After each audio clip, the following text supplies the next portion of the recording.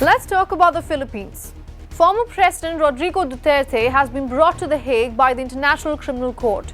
He faces charges of crimes against humanity. We decode three key questions. Is Duterte's arrest being used as a political tool? Does the arrest show action or inaction on the ICC's part? And what about the arrests against Putin and Netanyahu? Let's get some answers.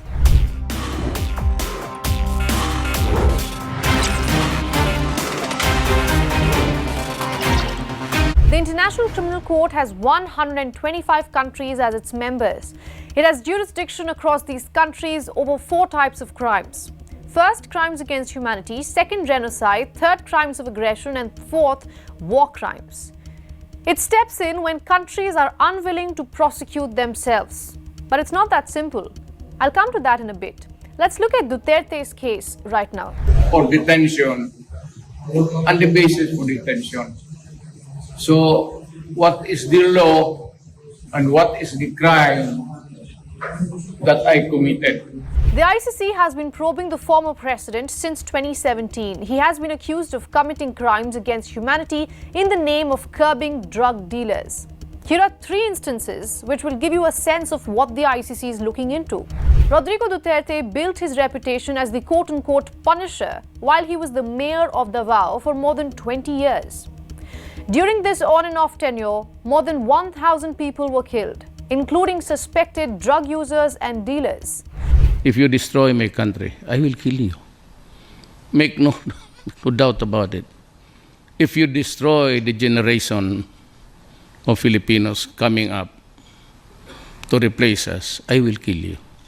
Simple as that. His pledge to launch a nationwide crackdown on drug gangs became the feature of his successful presidential campaign in 2016. On his first full day, at least 12 people were killed, ushering in a bloody campaign for the next 6 years. In one of his statements as the president, Duterte said he doesn't care about human rights and issued a shoot-to-kill order against drug dealers. If you raise the flag of ISIS, that was the time I said, this cannot be done. It has to be stopped. And I'm willing to gamble with Marcelo. By the end of his term in 2022, the police claimed they had executed 7,000 people. The rights groups put the figure at 30,000. Many of these victims were dumped in garbage sites and open fields. The security personnel were offered immunity from prosecution. An Amnesty International report found that police officers confessed to receiving reward money for every drug suspect they killed. My order to them was that if they are holding a gun, kill them immediately so there will be one less criminal. Throughout his presidency, Duterte enjoyed a high approval rating from the public, allowing him to push for his brutal anti-drug war agenda. But his arrest has provoked mixed reactions. I think it was a right action because for people who were claiming for justice, for the deaths of their children, to get peace and happiness for those who were killed. Pagbitbit sa kanya doon sa ibang bansa. Dragging him outside the country is good as being imprisoned already. Dahil wala siyang His rights were removed, no matter which sin he has committed. magiging He shouldn't have been brought away like that. pero hindi dapat na sa ibang bansa sa dinala dito sa atin. He should have stayed in the country. We have our courts to decide on the case.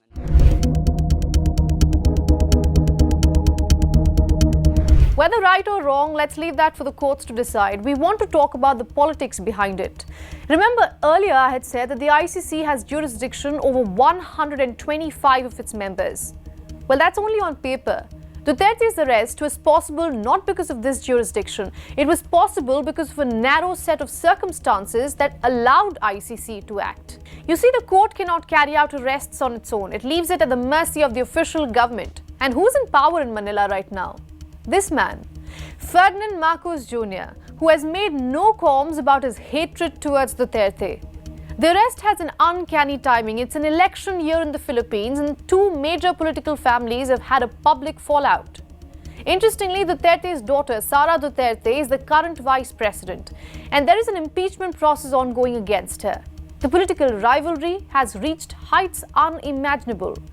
At one point, the vice president said, and I'm quoting, she wants to cut Marco's head off and threatened to dig up his dead father's body and throw it into the ocean. Sara Duterte has now flown to The Hague to assist her father. There is no legal basis at all to turn over or to endorse the president, the former president, to ICC. So, wala silang... If they are looking for justice, there's no justice here.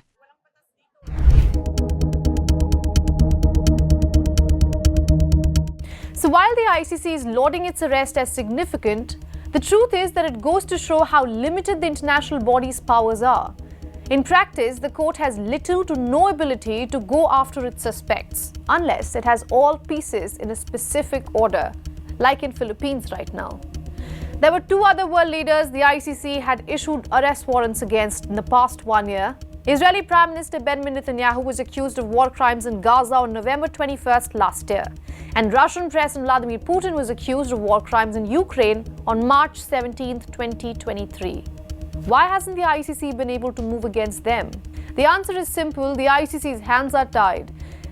And this is the case in most high-profile arrests warrants. It's just optics at the end of the day.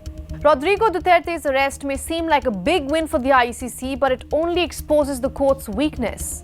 His detention was driven by Philippines politics, not ICC's power. So it acts when the political landscape allows it.